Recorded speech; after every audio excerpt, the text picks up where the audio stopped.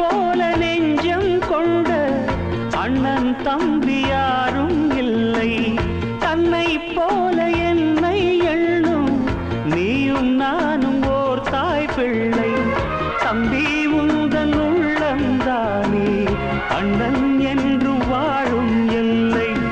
ஒன்றாய் காணும் வானம் என்றும் ரெண்டாய் மாற நியாயம் இல்லை.